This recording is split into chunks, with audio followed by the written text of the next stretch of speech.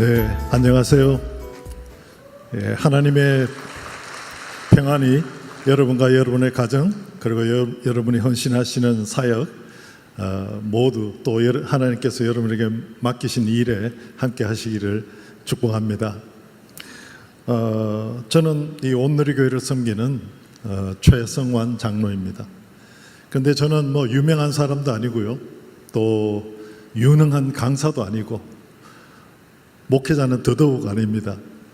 그렇지만 저는 자신 있게 말씀드릴 수 있는 것은 저는 행복한 사람입니다. 제가 마음껏 사랑할 수 있는 가족이 있고, 또 저를 사랑하고 저를 또 존경해 주는 가족들이 있기 때문에 행복합니다.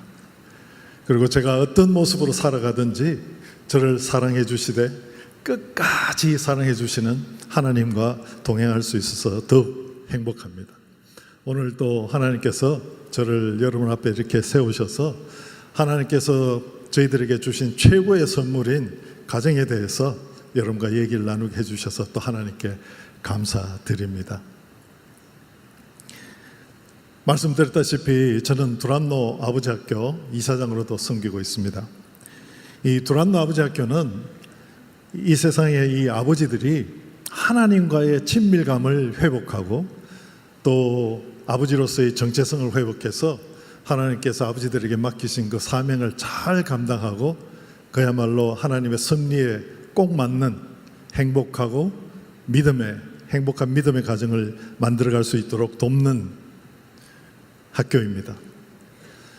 저는 요즘 전에 내가 세상 문화에 빠져 살 때는 잘 몰랐는데요, 요즘 여러 교회를 방문하면서 이 예배 시간에 예배 하나님 앞에 나와서 예배 드리는 남성들을 보면, 또 때로는 남성 합창단이 또 하나님께 찬송을 올려드린다든지 남성 중창단이 또 찬양을 올려드릴 모습을 보면 갑자기 이렇게 울컥울컥 눈물이 쏟아질 때가 있습니다. 왜냐하면 저는 이제는 압니다. 남성들이 하나님 앞에 나와서 예배 드리고 하나님을 찬양하는 일은 이 남성들이 세상에 맞서서 치열한 영적 전쟁을 치르고 승리해야만 가능한 일이라는 사실을 이제 알기 때문에 그렇습니다. 이 두란노 아버지 학교를 찾아오셔서 좀 더 나은 아버지, 좀 더 나은 남편이 되고자 5주간의 그 과정을 꾸준히 참석하시는 분들을 보면 정말 눈물이 나죠. 왜냐하면 그것은 정말 세상을 향해서 피 튀는 치열한 영적 전쟁을 치르고 승리해야만 가능한 일이라는 것을 제가 알기 때문에 그렇습니다. 여러분 주변에 남편, 남자친구 또 남자분들한테 한번 격려의 박수를 쳐주시면 고맙겠습니다.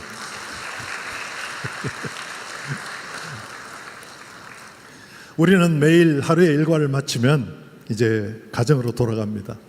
그 가정에 부모님이 계시고 아내가 있고 남편이 있고 또 사랑하는 자녀들이 있습니다. 그리고 가정에 안식이 있고 치유가 있고 회복이 있기 때문에 그렇습니다. 가정에서는 우리가 사람답게 보호받기도 하고 사람답게 세워지기도 합니다.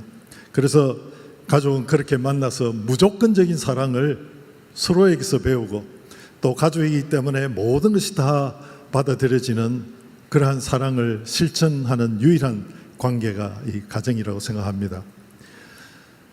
그런데 요즘 대중미디어 환경을 이렇게 살펴보면요, 요즘 인기를 얻고 있는 여러 가지 프로그램들이 오늘날 부모가 또 혹은 부부가 맞닥뜨릴 수 있는 문제점을 이렇게 미리 들여다보고 어떤 긍정적인 대안을 찾아보고자 하는 그 취지와는 달리 이 대중 매체의 성격상 육아의 어려움, 또 결혼 생활의 어려움, 이러한 부정적인 면만 너무 선정적으로 부각시키고 있는 것은 아닐까. 또 그래서 비혼, 또 출생률 저하 이런 것을 부추기고 있는 것은 아닐까, 이런 염려가 되기도 합니다.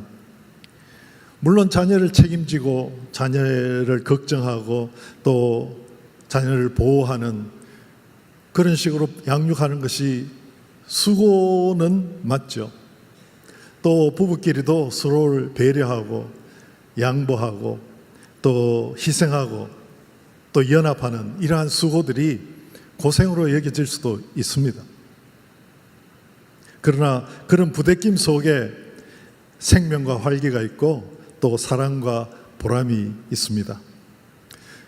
여러분 1920년생이니까 올해로 104세가 되신 철학자 김형석 교수님께서 몇 주 전에 우리 교회에 오셔서 강의를 하셨습니다. 김형석 교수님은 100년 인생을 되돌아보시면서 이런 말씀을 하셨습니다. 사랑이 있는 고생이 행복이다. 고생했기 때문에 행복하다. 이런 말씀을 해주셨습니다. 정말 맞는 말씀인 것 같습니다. 우리가 자녀들을 키워보고 또 결혼 생활을 수년간 해보신 분들은 돌이켜보면 고생으로 여겼던 일들이 참 많은 것 같습니다. 그러나 그 고생에 사랑이 있었기 때문에 그것이 고생이 아니라 행복이 되는 것이죠. 자녀가 주는 기쁨, 그리고 숨기는 가정이 주는 행복, 이것은 어느 무엇과도 비교할 수 없는 큰 기쁨이요 행복입니다. 지난달에 발간된 책이 한 권 있습니다. 정지우 작가의 그럼에도 양육, 그럼에도 양육이라는 책이 있습니다. 거기에 정지우 작가님이 참 아름답게 표현을 해놓으셨더라고요. 그래서 제가 조금 발췌해 왔습니다. 읽어드리겠습니다. 마음껏 온 마음을 바닥까지 긁어서 다 꺼내어 사랑해도 되는 시절, 숨이 차오르고 심장이 쿵쾅쿵쾅 될 만큼 사랑해도 되는 시절, 끌어안고 부비고 뽀뽀하고 깔깔대는 시절, 아무리 사랑해도 도망갈 리 없고 서로에게서 도망칠 수도 없는 시절, 신이 있다면 신은 우리에게 잠시 온 영혼을 고갈시키듯이 사랑하라고 아이가 있는 한 시절을 주는 것 같다. 한 번 사는 인생, 그렇게 사랑할 시절을 가지라고 삶의 가장 깊은 정수를 한 모금 마시고 돌아오라고 말이다. 그리고 나는 생각한다. 삶이 어려운 것은 그만큼 가치가 있기 때문이다. 가정을 통해서 복을 주시고 가정을 통해서 우리 인간들을 구원하시려는 하나님의 그 계획은 이제 창세기로 거슬러 올라갑니다. 오늘 여러분 주부에 있는 본문을 한번 함께 읽어보시겠습니다. 짧기 때문에 한 목소리로 읽겠습니다. 시작. 그때 여호와께서 말씀하셨습니다.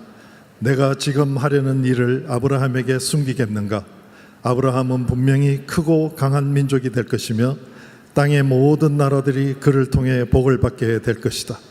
내가 아브라함을 선택한 것은 아브라함이 그의 자녀와 그의 집안 자손들에게 명해 여호와의 길을 지켜 의와 공의를 실천하게 하기 위한 것이다.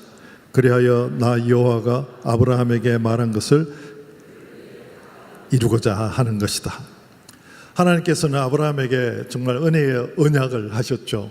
첫째는 아브라함의 자손들이 번성해서 큰 민족을 이룰 것이라는 약속, 둘째는 그들에게 땅과 살 곳을 제공하시겠다는 약속, 그리고 세 번째는 그 자손들을 통하여서 온 민족이 복받을 것이라는 약속을 해주셨습니다. 그런데 하나님께서 그 언약을 이루시기 위한 구체적인 방법을 이제 창세기 18장 19절에 구체적으로 말씀해 주십니다. 19절을 다시 한번 제가 읽겠습니다. 내가 아브라함을 선택한 것은 아브라함이 그의 자녀와 그의 집안 자손들에게 명해 여호와의 길을 지켜 의와 공의를 실천하게 하기 위한 것이다. 그리하여 나 여호와가 아브라함에게 말한 것을 그를 위해 다 이루고자 하는 것이다. 내가 아브라함을 선택한 것은 아브라함이 그의 자녀와 집안 자손들에게 명해. 여기에 아브라함의 역할은 뭐겠습니까? 바로 아버지가 아니겠습니까? 하나님께서는 인간과의 관계를 회복하고 인간들을 구원하시기로 작정하셨고, 그리고 그의 약속을 이루기 위해서 아버지들에게 가정을 하나님의 의와 진리를 바탕으로 바로 세워야 하는 그런 사명을 주셨다는 이야기인 것 같습니다. 물론 이 일은 아버지 혼자 할 수 있는 일은 아닙니다. 돕는 배필인 아내와 연합해서 이루어야 하는 사명입니다. 자, 그러면 하나님께서 남편과 아내가 한 몸이 되어서 연합해서 하나님의 창조 섭리에 따라 만들어가야 할 행복한 가정이란, 하나님께서 기대하시는 그러한 행복한 가정이란 구체적으로 어떤 모습일까 오늘 한번 살펴보도록 하겠습니다. 먼저 행복한 가정은 아버지가 가정에 우선순위를 두는 가정입니다. 아버지가 가정에 우선순위를 두는 가정입니다. 오늘 이 자리에 나오신 아버지들께 한번 여쭙겠습니다. 여러분은 풀타임 아버지십니까? 파트타임 아버지십니까? 여러분이 가정을 위해서, 가족을 위해서 할애하는 시간과 에너지, 정성을 생각해 보면 여러분은 정규직 아버지십니까? 비정규직 아버지십니까? 네, 어리석은 질문이죠. 우문입니다. 우리는 물론 풀타임 정규직 아버지인데다가 사표를 낼 수도 없는 항존직 아버지, 그리고 죽어서도 자녀들 가슴에 아버지로 남는 존재입니다. 저도 몇 년 전 제가 33년간 근무했던 직장에서 정년퇴직을 했습니다. 정말 정년퇴직의 날이 영원히 안 올 것 같았는데 정말 도둑같이 오고야 말더라고요. 정년퇴직을 하고 나니까 제게 남는 것은 딱 두 가지밖에 없었습니다. 하나는 가정이요, 또 하나는 교회입니다. 여러분, 이 가정과 신앙생활에는 정년이 없습니다. 우리 아버지들이 어디에 우선순위를 둬야 할까요? 가정에 우선순위를 두는 가정이 바로 행복한 가정입니다. 두란노 어머니 학교가 있습니다. 여러분 잘 아시죠? 두란노 어머니 학교에서는 매년 이 아버지가 돌아가셨거나 또 헤어져서 안 계시는 한부모 가정을 용인에 있는 에버랜드로 초청해서 한부모 가정 캠프를 해왔습니다. 그 캠프에서 아버지가 안 계시는 그 자녀들에게 안 계시는 그 아버지에게 편지를 쓰게 했습니다. 기가 막힌 편지들이 많이 나왔는데요, 제가 한 2개를 발췌해 왔습니다. 여러분에게 읽어드리겠습니다. 첫 번째 편지입니다. 아빠, 저 아빠 딸이에요. 천국은 좋으세요? 저 아빠가 너무 보고 싶어요. 아빠가 미워지기도 해요. 왜냐하면 아빠가 돌아가셔서 엄마 힘들게 일하시고 건강도 나빠지시잖아요. 엄마의 그런 모습 보면서 아빠 정말 미웠어요. 저 슬플 때도 기쁠 때도 많은데 그런 걸 아빠와 엄마와 함께 하면 더 기쁘고 덜 슬플 텐데. 아빠, 나중에 엄마도 천국 가시면 천국에서도 결혼해서 행복하게 사세요. 싸우지 마시고요. 엄마 많이 힘드셨으니까 엄마 천국 가시면 진짜 잘해주세요. 그리고 엄마 건강이 많이 나쁜가 봐요. 아빠가 빨리 낫게 도와주세요. 또 한 편지입니다. 아빠, 저 지금 에버랜드에 와 있어요.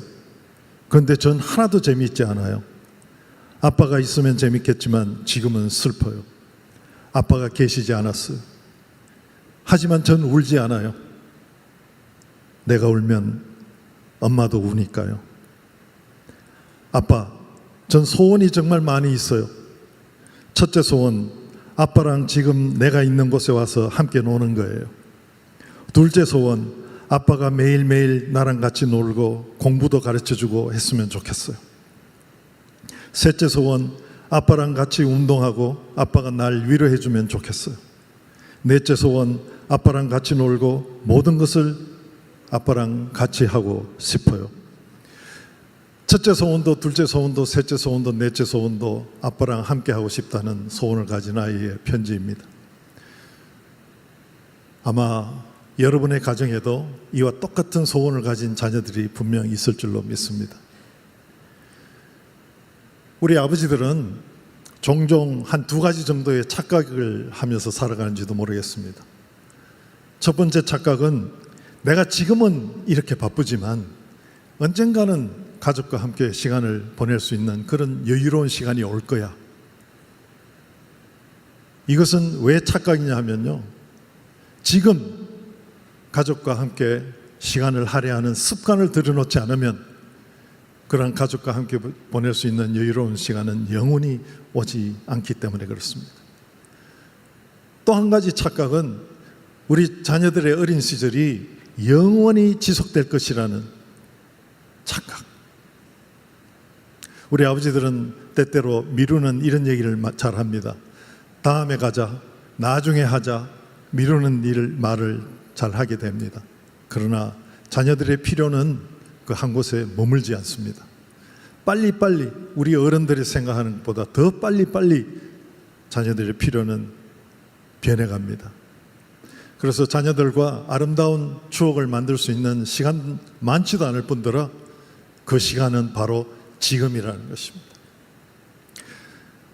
저는 종종 큰 식당이나 공공시설에 가면은 아주 어린 자녀들이 막 뛰어다니면서 산만하게 이렇게 뛰어다니는 모습을 볼 때가 있습니다. 그럴 때 이런 생각을 해봅니다. 우리 자녀들도 저에게는 아버지 학교 덕분에 잘 성장한 이 아들 하나 딸 하나 두 자녀의 제가 아버지거든요. 우리 애들도 저럴 때가 있었을까 이런 생각을 해봅니다. 그런데 기억이 없습니다. 물론 첫째는 저희 애들은 그렇게 산만하지 않았기 때문에 그럴 수도 있습니다. 그러나 그 시절에 우리 자녀들 양육은 아내에게만 맡기고 저는 바깥으로만 돌았기 때문에 우리 애들이 그렇게 어릴 때의 이 기억이 잘 없습니다. 여기에 젊은 부부들이 계시면 제가 꼭 권면하고 싶습니다. 우리 어린 자녀들, 그 자녀들의 어린 시절을 놓치지 말고 즐기시기 바랍니다.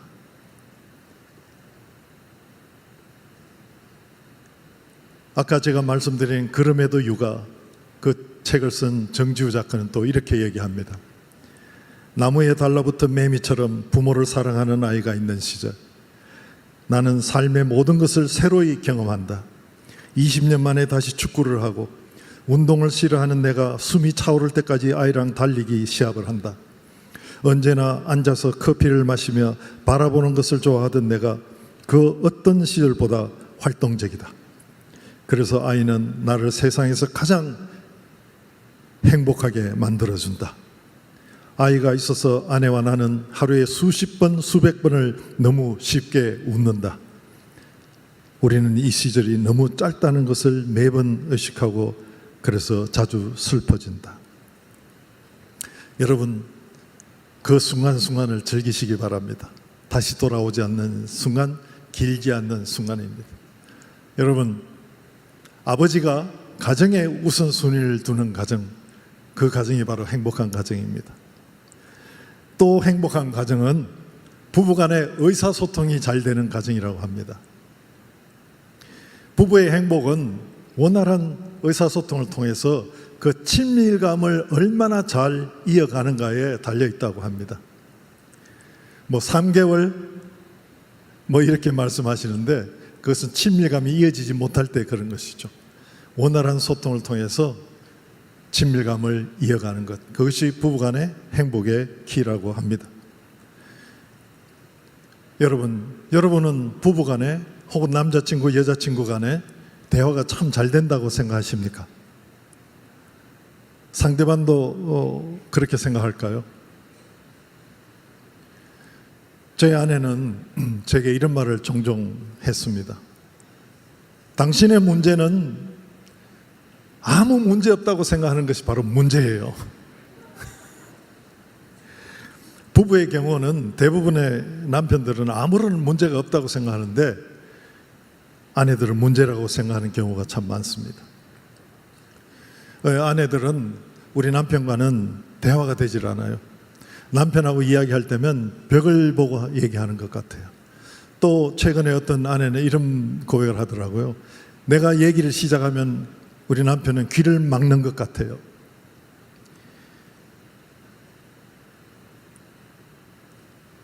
아내들은 자녀 문제, 또 가정 경제 문제, 또 시댁 식구들과의 관계 문제, 이러한 현실적인 문제를 내놓고 자기의 느낌과 감정을 나누길 바라는 반면에 남편들은 대체로 대화는 심각한 문제가 있을 때 하는 것이다 라고 인식하기 쉽습니다.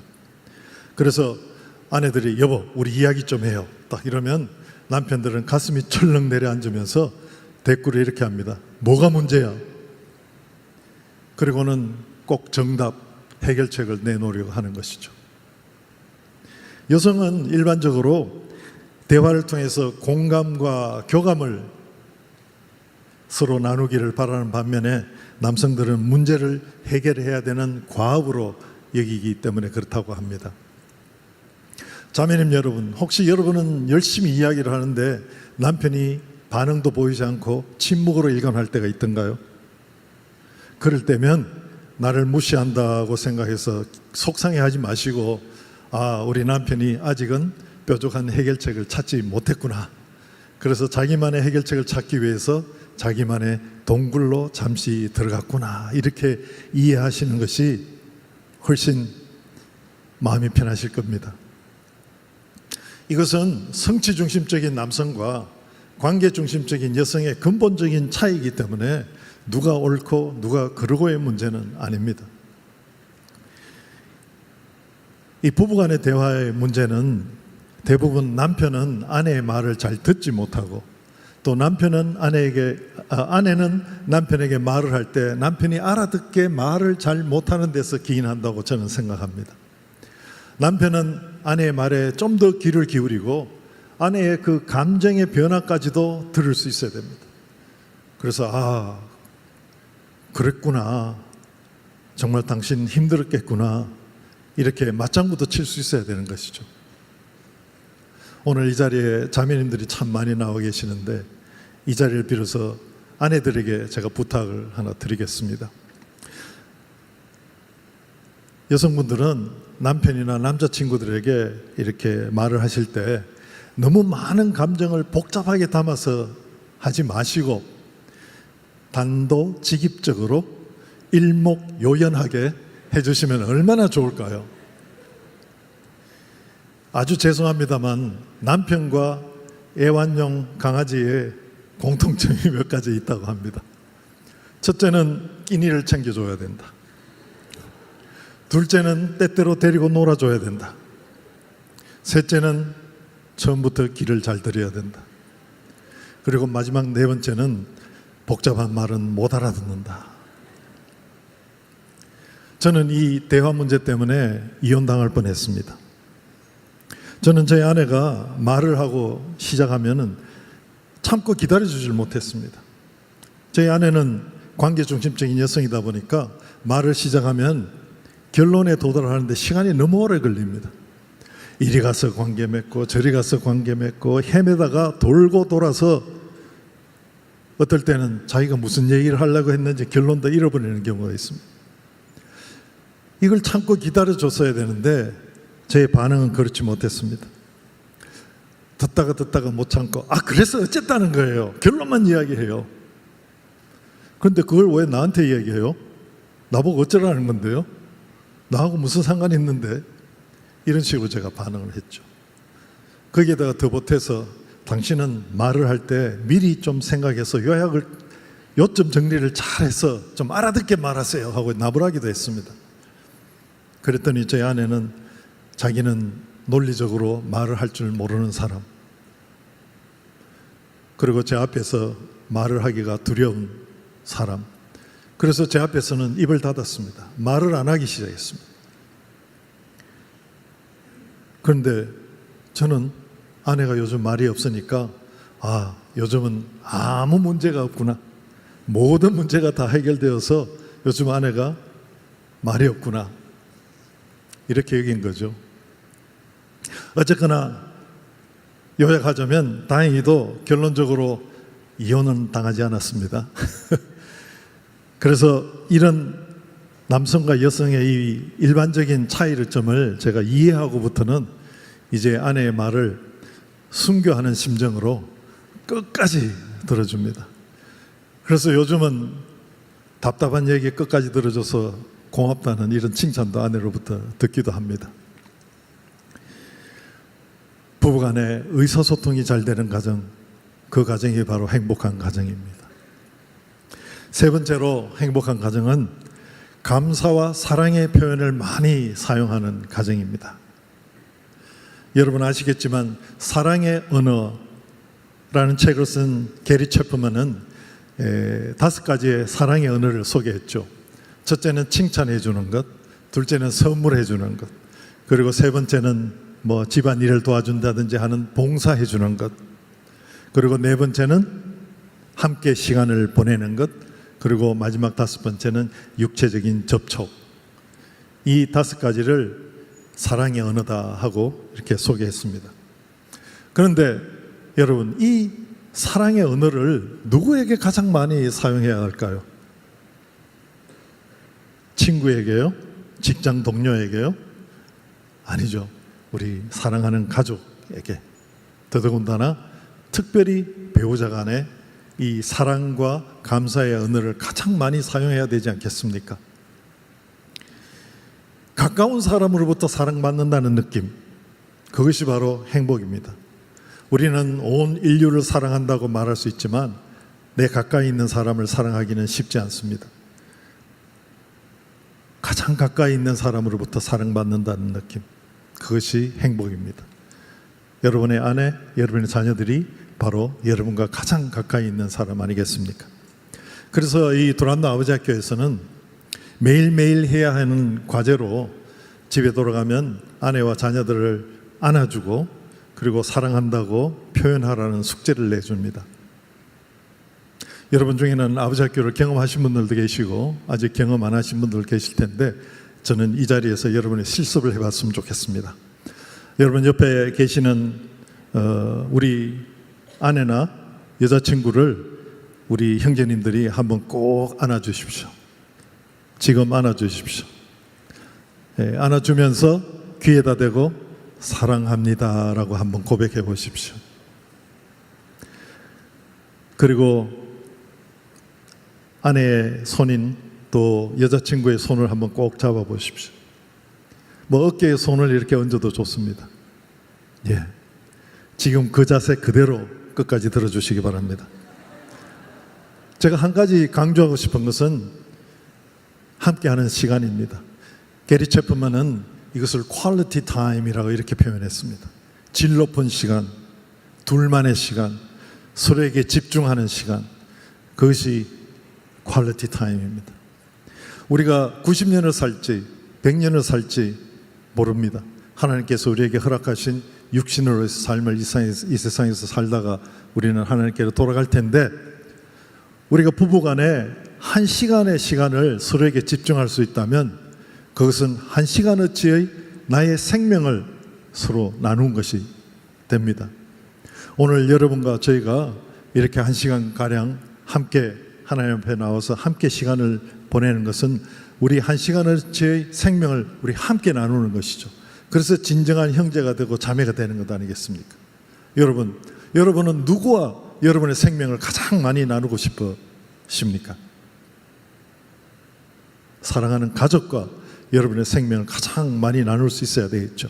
더더욱이 배우자와의 가장 많은 생명을 나눌 수 있는 관계가 되어야 되지 않겠습니까?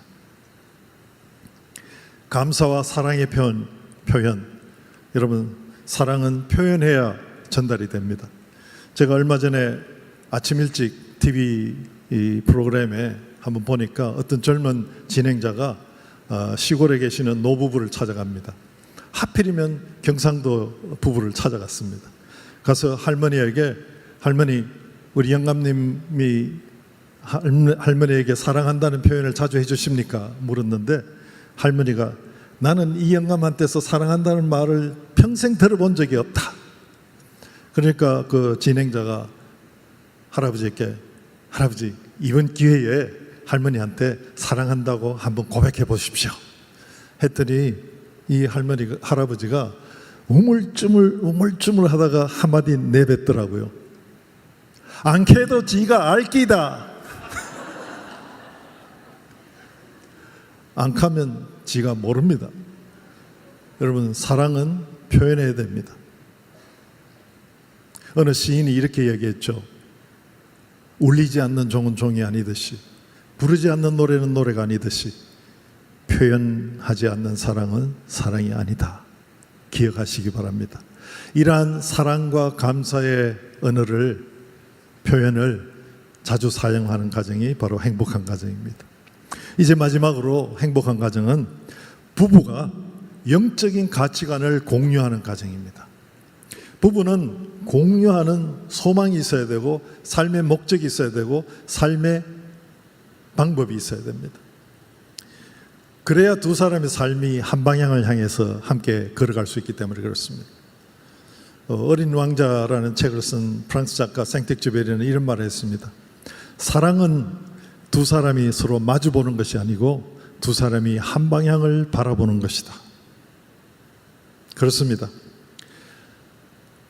얼마 전에 저희 지인의 아들 결혼식에 분당에 있는 우리 교회 이찬수 목사님께서 하신 주례사를 저는 잊을 수가 없습니다.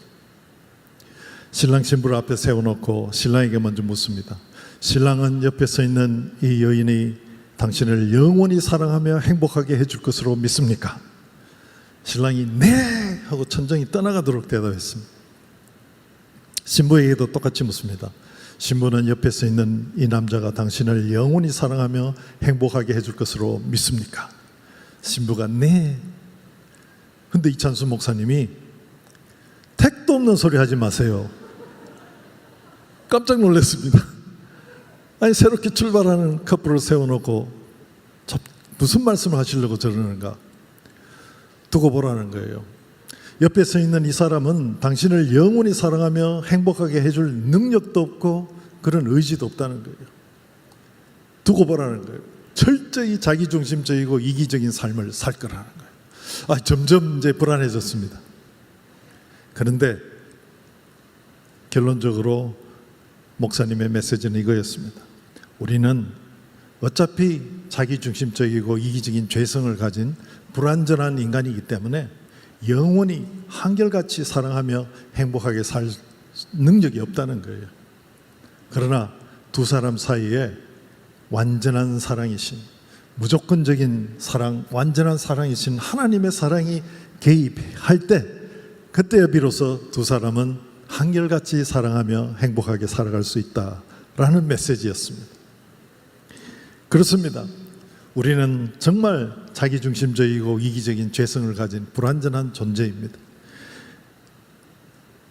그래서 우리는 날마다 매 순간 하나님의 그 무조건적이고 완전한 사랑을 추구해야 되는 것이죠. 그것이 바로 우리가 날마다 매 순간 성령 충만을 추구하는 이유가 되겠습니다. 부부의 영적 친밀감을 연구한 세실 메이어스라는 분이 있습니다. 이분은 이런 말씀을 하셨습니다. 성공적인 결혼 생활은 남편과 아내가 주님을 꼭대기에 두고 그 주님과 삼각형 관계를 이루는 것이다. 다시 말해서 꼭대기에 하나님이 계시면은 다른 두 꼭지점에 남편과 아내가 있는데, 남편과 아내 중 한 사람이라도 하나님으로부터 멀어지면 남편과 아내의 거리가 멀어지고, 두 사람이 함께 하나님께 가까워지면 남편과 아내의 거리가 가까워진다는 그런 말입니다. 그래서 부부는 서로에게 영적으로 참 좋은 친구가 되어줘야 됩니다. 우리 도란노 아버지 학교에서는 이 영적 가치관을 공유하는 부부가 그들의 삶을 통해서 신앙으로 자녀와 세대 간을 이어가는 신앙 전수에 관한 그 권위를 힘써 강조합니다. 이 가까이 덕양에서 열리는 아버지 학교에 어느 형제님이 오셨는데요. 이 형제님이 첫날 자기소개 시간에 아무도 묻지 않았는데 이런 고백을 하셨습니다. 예수 믿기 전에 나의 삶은 정말 어렵고 고달팠습니다. 그러나 예수 믿고 나의 삶은 100배는 쉬워졌습니다. 이런 고백을 하셨습니다. 굉장히 특이한 그 고백을 하셔서 제 귀에 남아 있었는데요. 한번 묵상을 해봤습니다. 100배는 쉬워졌다. 무슨 말일까? 여러분, 요즘을 포스트 모더니즘 시대라고 하죠. 이 포스트 모더니즘 사조가 나올 수밖에 없었던 어떤 역사적인 배경이 있습니다만은 그것은 일단 접어두고, 포스트 모더니즘 시대의 특징은 절대 권위를 인정하지 않습니다. 그리고 따라서 절대 진리도 인정하지 않습니다. 모든 것이 상대적이 되어버렸습니다. 그래서 목회자의 권위가 땅에 떨어졌다, 선생님의 권위가 땅에 떨어졌다, 아버지의 권위가 땅에 떨어졌다, 이런 모든 것들이 포스트 모더니즘 시대의 사조입니다. 그래서 그러면 우리가 살아가는데 뭘 진리로 잡고 살아가고 있는가? 나에게 빠르고 편리하고 재미있고 이러한 것들을 이제 나의 진리로 붙들고 사는 것이죠. 쉽고 빠르고 편리하고 재미있는 것. 그런 진리의 선택, 내가 어떻게 살아갈 것인가를 내가 선택하면 자유로울 줄 알았습니다. 그러나 우리 세상은 점점 더 불안전해지고 더 초조해지고 더 혼돈 속에 빠지고 있습니다. 최근에 세계보건기구 WHO의 발표에 의하면 안타깝게도 40초마다 한 사람씩 스스로 목숨을 끊는다고 합니다. 한국은 OECD 국가 중에서 자살률 1위를 기록한 지는 벌써 수년째 되고 있습니다. 우리나라 통계청 발표도 2022년의 경우 하루 평균 35.4명, 즉 2시간마다 3사람꼴로 스스로 목숨을 끊고 있다고 합니다. 이러한 불안정한 세상이 되어가고 있습니다. 그러나 우리 크리스천들은 초조하거나 불안하거나 불안정해 할 필요가 없습니다. 혼돈할 필요도 없습니다. 왜냐하면 우리에게는 하나님께서 주신 절대의 진리가 있기 때문에 그렇습니다. 우리가 어떻게 살아가야 되는지는 정답은 다 나와 있습니다. 성경 속에 다 나와 있습니다. 그래서 우리가 또 우리 자녀들이 그 하나님이 주신 그 절대 진리를 꼭 붙들고 산다면 정답이 다 나와 있는 교과서를 펼쳐놓고 시험을 치는 오픈북 테스트를 하는 것만큼이나 우리의 삶은 쉬워지는 것 아니겠습니까? 그 아버지께 와서 고백하신 그 형제의 말대로 100배, 1000배는 쉬워지는 것 아니겠습니까? 여러분, 우리 자녀들에게 그 하나님이 주신 절대 진리를 이야기해 줄 수 있는 부모가 필요합니다. 그 진리와 기본을 이제 자녀 세대와 세상을 향해서 이야기해 줄 수 있는 꼰대 아버지들이 꼭 필요합니다. 여러분, 묻는 말에 대답을 잘 해주는 사람은 선배라고 합니다. 그러나 묻지도 않는데 자꾸 가르쳐 주려고 하는 사람이 꼰대라고 합니다. 우리 부모들은 꼰대인데 꼰대 아닌 척 할 수는 없습니다. 그리고 꼰대란 말을 듣는 것을 두려워해서도 안 됩니다. 우리는 자녀들에게 하나님이 주신 그 절대 진리, 그 기본과 그 진리를 끊임없이 이야기해주는, 그리해서 세대와 세대를 이어가는 그러한 사명을 잊지 말고 다 해야 될 줄로 믿습니다. 오늘 창세기 18장 19절 제가 다시 한번 읽겠습니다. 내가 아브라함을 선택한 것은 아브라함이 그의 자녀와 그의 집안 자손들에게 명해 여호와의 길을 지켜 의와 공의를 실천하게 하기 위한 것이다. 그리하여 나 여호와가 아브라함에게 말한 것을 그를 위해 다 이루고자 하는 것이다. 부모는 자녀가 가는 곳마다 다 따라다닐 수 없습니다. 그러나 하나님은 자녀와 언제 어디든지 함께 하실 수 있습니다. 부모는 자녀가 어디 가서 무엇을 하는지 알 수 없습니다. 그러나 하나님은 하실 수 있습니다. 그래서 하나님께서 우리 부모보다가 우리 자녀들을 더욱더 잘 돌보아 주실 것을 우리는 믿습니다. 그래서 우리 부모들 마음은 더욱더 큰 평안을 누릴 수 있습니다. 부모의 말씀과 행동으로, 또 부모가 깊은 영성을 공유하면서 세상의 모든 문제를 신앙의 힘으로 직면하고 헤쳐나가는 모습을 보여주면서 들려주고 보여주는 그런 부모 시대의 이야기를 통해서 우리 자녀들은 하나님의 임재를 인식하게 되고요, 또 자기들 시대의 이야기를 하나님이 주시는 소망으로 채워갈 줄로 믿습니다. 이것이 바로 부모된 기쁨이요 행복이요 축복이라고 믿습니다. 첫 번째, 아버지가 가정에 우선순위를 두는 가정, 부부간의 의사소통이 잘 되는 가정, 그리고 감사와 사랑의 표현을 많이 사용하는 가정, 그리고 부부가 영적 가치관을 공유하고 자녀에게 신앙을 전수해주는 가정.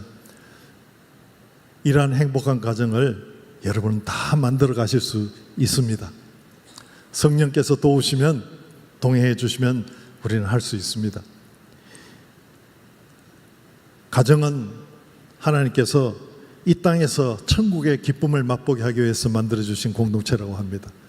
그래서 가정은 기쁨과 평안과 사랑이 넘치는 작은 천국이 되어야 합니다. 그런데 아버지들에게 또 어머니에게 하나님 앞에서 죄가 되는 것이 있다면 무엇이겠습니까? 하나님께서 우리에게 천국으로 맡기신 가정을 천국으로 살아내지 못하는 것, 그것이 바로 죄가 아니겠습니까?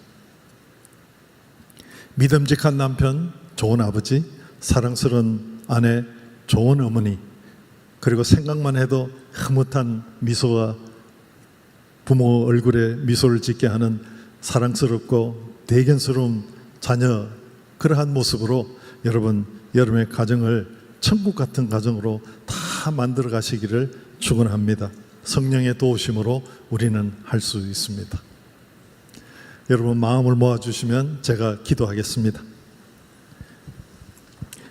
하나님 아버지, 모든 가정을 향해 각기 세우신 하나님의 뜻이 있을 줄 압니다. 하나님의 뜻을 통해 우리 가정이 세워지고 하나님의 뜻이 우리 가정을 통해 이루어지고 있는 줄 믿습니다.